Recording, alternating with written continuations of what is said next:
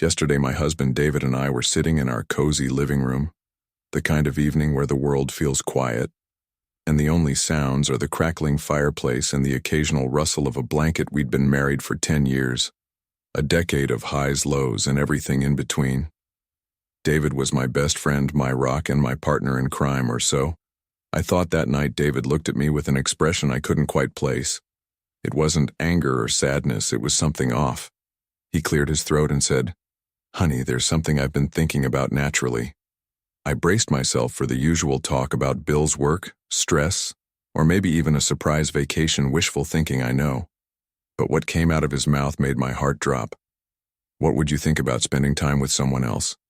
he asked, his voice steady but his eyes avoiding mine. I laughed nervously, waiting for the punchline. "Spending time like with friends?" "No," he said firmly, his gaze finally locking onto mine. "I mean, what if you connected with another man just for one night for a second?" I thought I misheard him. This was David, the man who once got jealous because a waiter smiled too much while taking my order, and now he was suggesting what exactly I felt. My face flush. "What are you talking about?" I asked, my voice sharper than I intended. David leaned forward, his tone soft but insistent. "I've been reading about this thing. Couples do. They bring someone else into their relationship to spice things up." My stomach churned. Spice things up. Was he bored with me? Did he think I wasn't enough? And then he dropped another bombshell. "There's this guy I know, Jerome. We work out at the same gym. I think he'd be perfect." I couldn't believe what I was hearing. David had already picked someone, Jerome. A man I'd only seen in passing, tall and confident with a presence that filled any room he walked into. "David, have you lost your mind?" I snapped, standing up so quickly that my blanket fell to the floor. "This is insane." But instead of backing down, David remained calm, almost unnervingly.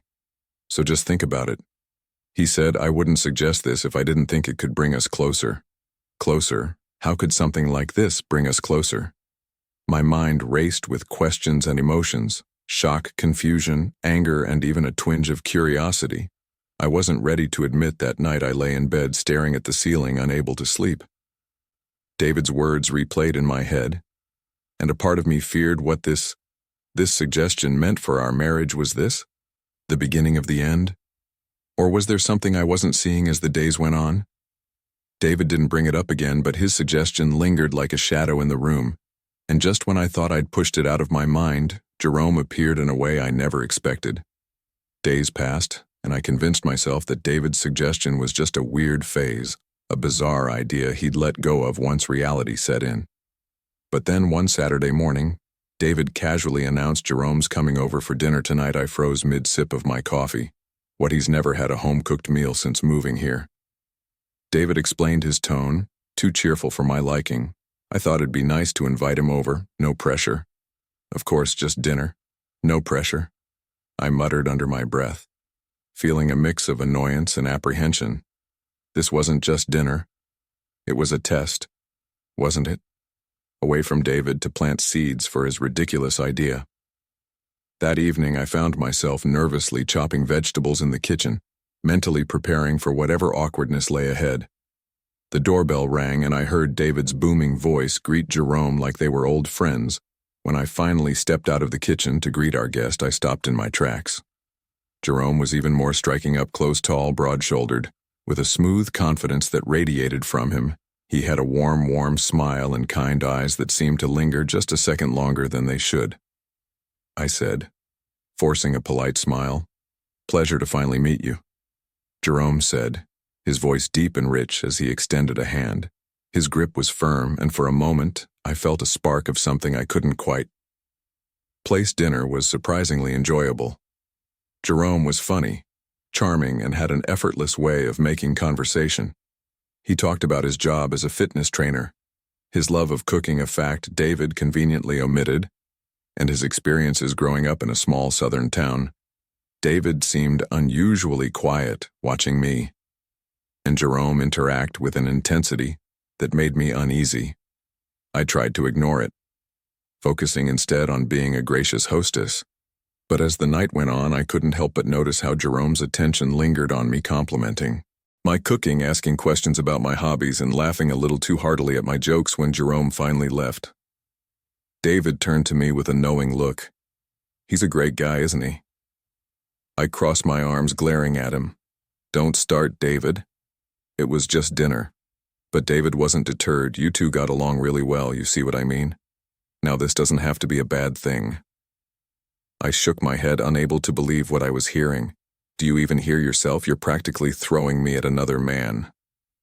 David sighed, running a hand through his hair. I'm not throwing you at anyone, I want us to be happy to try something different. Jerome's not a stranger anymore. He's someone we can trust. His words hung in the air, heavy and unsettling. I didn't know what scared me more, David's persistence or the tiny, shameful part of me that wondered what it might be like to step outside the lines of my carefully drawn life the next morning. Jerome sent me a text. Thanks for the great dinner last night. David's lucky to have you. I stared at the screen, my heart pounding. Why was he texting me directly? And why did his message make me feel something? I told myself it was harmless, just a polite thank you. But deep down I knew this was the beginning of something far more complicated. Jerome's text stayed in my mind all day, no matter how much I tried to shake it off. It wasn't the words themselves, they were polite enough. It was the way they made me feel flattered, seen like someone had noticed me in a way I hadn't felt in years. I didn't respond at first, telling myself it was better to let it go. But by lunchtime, curiosity got the better of me. I sent a quick reply. Thanks for coming over. Glad you enjoyed it. It was innocent, right? Nothing wrong with a friendly thank you. But when Jerome replied almost instantly with, You're an amazing host, can't wait to hang out again, I felt a flicker of guilt. David had no idea we were texting, and while I wasn't hiding it exactly, I wasn't rushing to tell him either. A week later, David brought Jerome up again, this time while we were driving to the grocery store, you know. He began casually. Jerome mentioned you guys had a good chat over dinner. I kept my eyes on the road, gripping the steering wheel a little tighter. It was just small talk, nothing big. David nodded but didn't let it drop. He said, You're easy to talk to. Thought that was nice. I couldn't tell if he was fishing for something or genuinely trying to ease me into this bizarre idea of his. Either way, I wasn't taking the bait. Later that week, Jerome texted again. This time it wasn't just polite chit-chat. Hey, I'm trying out this new recipe tonight. Thought of you since you're such a great cook. Want the recipe? It felt harmless enough, so I said yes. One recipe turned into a conversation about our favorite foods, then into stories about his childhood. And before I knew it, we'd been texting for an hour. I told myself there was nothing wrong with it. After all, David knew Jerome, he trusted him, and it's not like anything was happening. But then Jerome started dropping hints that made me pause. Wish I could have a cook like you around all the time. That he wrote one evening. I stared at the message, unsure how to respond. Was he flirting, or was I reading too much into it? The real shock came a few days later. David came home from work and handed me his phone. Jerome said he wants to invite us to his place for dinner this weekend, he announced, grinning. I took the phone. Reading Jerome's message, it was friendly, straightforward, nothing out of the ordinary. But knowing the private conversations Jerome and I had been having, I felt a pang of guilt. Do you want to go? David asked. I hesitated, unsure of what to say. If I declined, it might make things awkward. But if I agreed, I wasn't sure how I'd handle being around Jerome with David right there. Sure, I said finally, forcing a smile. Why not? That Saturday we arrived at Jerome's apartment. It was sleek and modern, with an open floor plan and large windows that let in the evening light. He greeted us warmly, his smile a little too lingering as he looked at me. Dinner was delicious. Jerome was just as talented a cook as he'd claimed, but there was an undercurrent to the evening, a tension I couldn't ignore. Every time Jerome's eyes met mine, it felt like he was saying something without words. David, oblivious as ever, seemed to enjoy himself. He even joked about how Jerome and I should team up to open a restaurant. You'd make a great team, he said, laughing as he sipped his wine. Jerome raised his glass. His eyes locked on mine. I'd like that. The words were innocent enough, But the way he said them sent a shiver down my spine that night. At Jerome's apartment stuck with me long after we left. There was something about the way he looked at me, the way he spoke, that felt charged like a current running just beneath the surface. David, on the other hand, seemed completely unfazed. On the drive home, he kept going on about Jerome's cooking skills and how we should have him over more often. A great guy, David said, his voice full of enthusiasm, and he clearly likes you. I almost choked on my breath. What's that supposed to mean? David laughed, a casual, almost dismissive sound. Just that you two get along really well. Isn't that a good thing? I didn't answer, staring out the window instead. Part of me wanted to scream at him for being so naive. Or was he? Maybe this was all part of his plan, the one he'd hinted at weeks ago. The next morning, Jerome texted me again. Had a great time last night. You looked stunning, by the way. I stared at the screen, my heart racing. It was the first time he'd said something outright flirtatious, and it felt like a line had been crossed. I should have ignored it, shut it down, but instead, I found myself typing back, "Thanks, Jerome. Dinner was amazing. You're a fantastic cook." I told myself it was just a compliment. Nothing serious, but deep down I knew it wasn't that simple.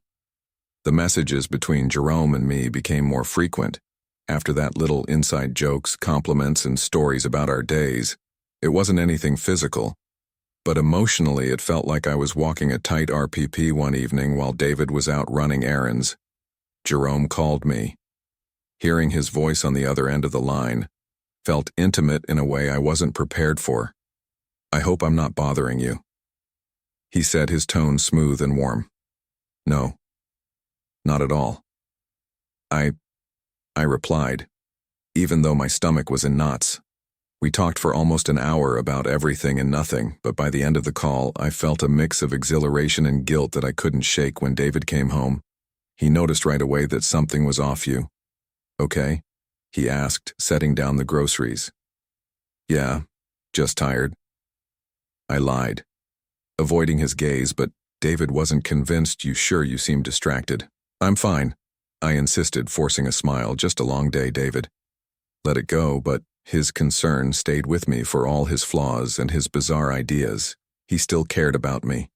And here I was, engaging in conversations I knew he wouldn't approve of the next time David brought up Jerome. It wasn't about dinner or recipes. It was about something far, far more unsettling. "You know," he began, sitting down beside me on the couch. "Jerome told me he thinks you're incredible." My heart skipped a beat. He said that. David nodded, a strange look in his eyes. "He admires you, your kindness, your humor. He said you're the kind of person who makes people feel at ease." I didn't know what to say. Was this David's way of pushing me closer to Jerome, or was he just sharing a compliment? Then he said something that left me speechless. "I think you should spend some time with him, just the two of you." I stared at him, my mouth dry. "What are you talking about?" David leaned back, his expression calm but unreadable. "I trust you, and I think this could be good for us, for you." For a moment I thought he was joking, but the look in his eyes told me he was completely serious. "David," I said, my voice shaking, "this isn't normal. Couples don't do this, some do." He countered, "And it makes them stronger." I didn't know what to say. Part of me wanted to scream at him, to tell him he was crazy. But another part, one I wasn't ready to admit to, wondered if he was right. David's suggestion haunted me for days. Every time I thought about it, my stomach twisted into knots. How could he possibly think this was a good idea? And worse, why was he so insistent? I tried to push it out of my mind, but Jerome wasn't making it any easier. His texts became more frequent, more personal.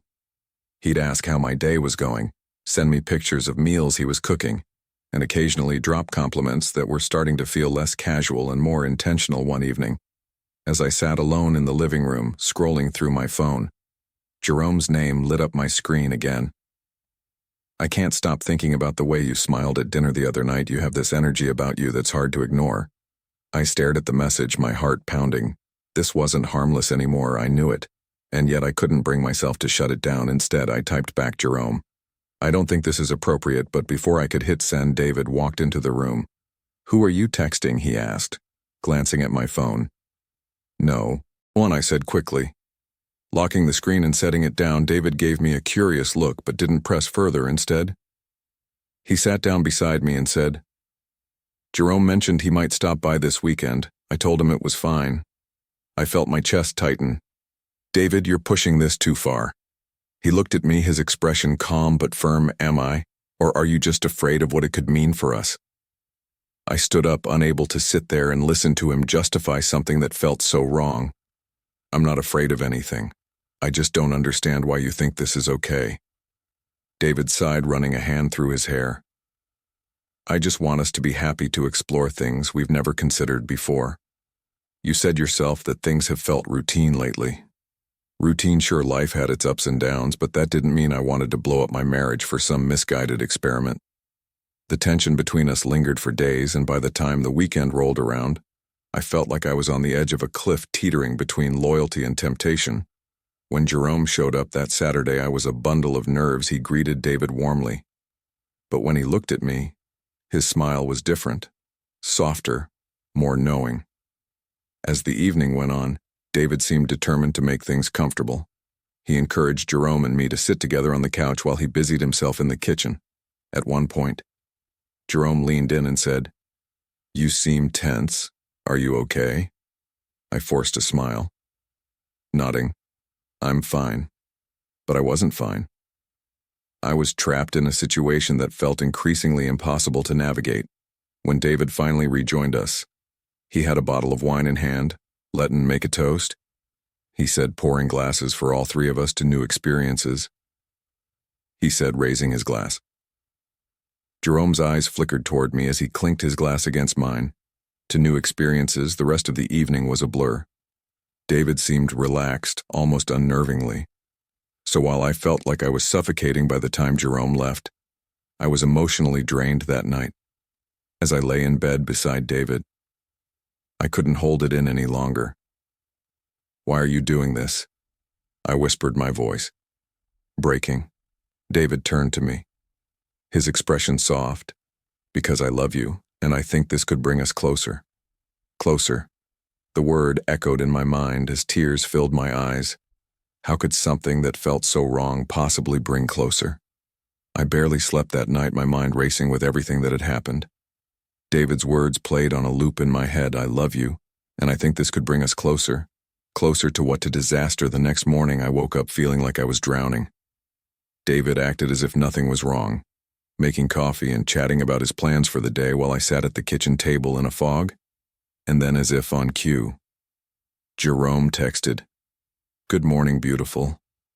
I hope today brings you as much joy as you bring others.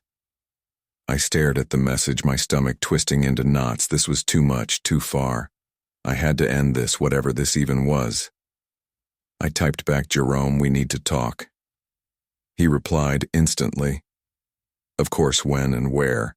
After a moment of hesitation, I sent today somewhere, public coffee shop. We agreed to meet that afternoon at a small cafe on the edge of town. I didn't tell David. I didn't even know how to explain it to him without making things worse when I arrived.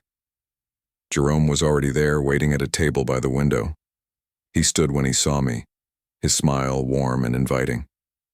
Thanks for meeting me, he said as I sat down. I nodded, taking a deep breath. Jerome, I think we need to clear the air. He tilted his head, his expression unreadable about what I said. My voice trembling. The texts, the calls. It's starting to feel like more than just friendly conversation. Jerome leaned back in his chair, his gaze steady. And what if it is his words hit me like a punch to the gut? I had expected him to deny it, to brush it off as harmless, but his honesty left me speechless.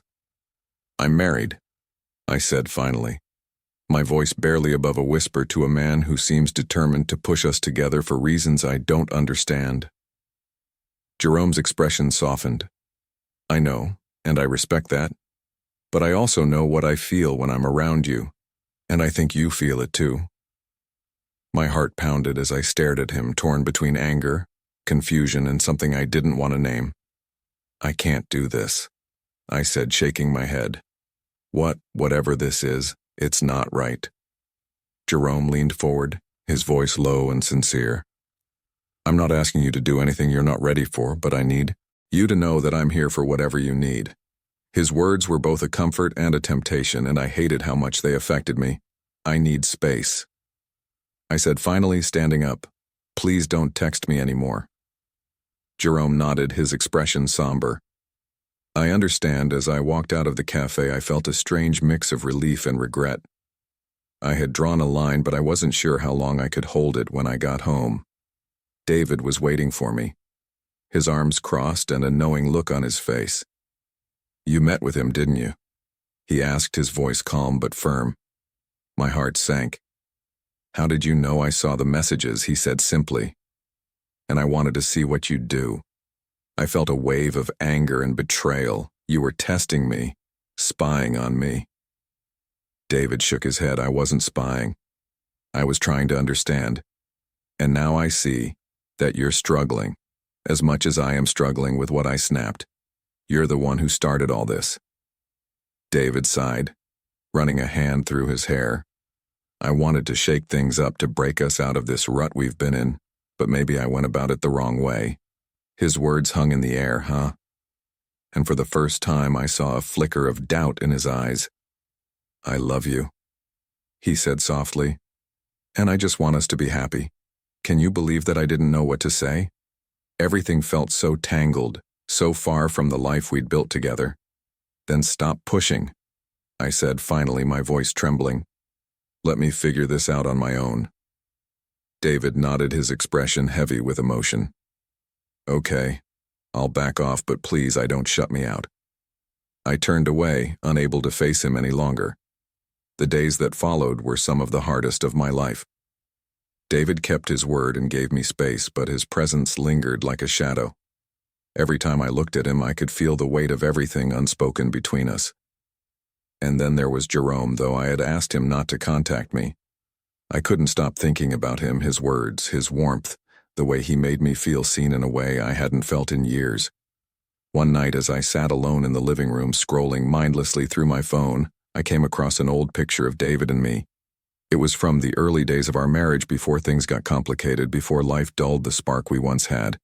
I stared at the photo, tears welling up in my eyes. What had happened to us? How had we gotten to this point? The next morning I woke up determined to confront everything. Head on, no more avoiding, no more running. It was time to lay it all out. David, Jerome, and most importantly myself. I started with David. We need to talk, I said, standing in the doorway of the kitchen. As he poured his coffee, he looked up, his eyes filled with a mix of hope and apprehension. Okay, I'm listening. I took a deep breath, my hands trembling. I can't do this anymore. The games, the pushing, the expectations, it's not who we are. Or at least it's not who I want us to be. David set his mug down, his face serious. I was just trying to help. To give us something new. I know, I said, my voice breaking. But you didn't stop to think about how it would make me feel. You didn't ask if it was what I wanted. He nodded slowly, his shoulders sagging. You're right, I didn't. And I'm sorry. The apology caught me off guard, and for the first time in weeks, I felt like we were on the same page. I need to rebuild this with you, I said, tears streaming down my face, but on our terms, not anyone else's. David stepped forward, pulling me into a hug. We'll figure it out, he whispered together. It was a small moment, but it felt monumental. Later that day, I knew I had one more conversation to have, this time with Jerome. I texted him, asking if we could meet one last time. He agreed, and we met at the same cafe where this whirlwind had truly begun. Jerome smiled when he saw me, but there was a sadness in his eyes that hadn't been there before. I didn't think I'd hear from you again, he said. As I sat down, I took a deep breath. My heart pounding. Jerome, I care about you, I really do. But this, whatever it is between us, it has to end. He nodded slowly, his gaze steady. I understand. But can I ask you something? Of course, why? I said. Do you think you would have felt the same way if things were different? If circumstances weren't what they are? His question hit me like a freight train. The truth was, I didn't know, but it didn't matter. What mattered was the life I had chosen, the vows I had made. I don't know. I admitted, but I can't live in what-ifs. I have to focus on what's real. Jerome smiled softly, though there was a hint of sadness in it. You're stronger than you realize. As I walked away from the cafe, I felt a strange mix of relief and heartbreak. It wasn't easy to let go, but it was necessary. When I got home, David was waiting for me. He didn't ask where I'd been, and I didn't offer an explanation. Instead, we sat down together side by side and began the slow process of rebuilding what we had almost lost.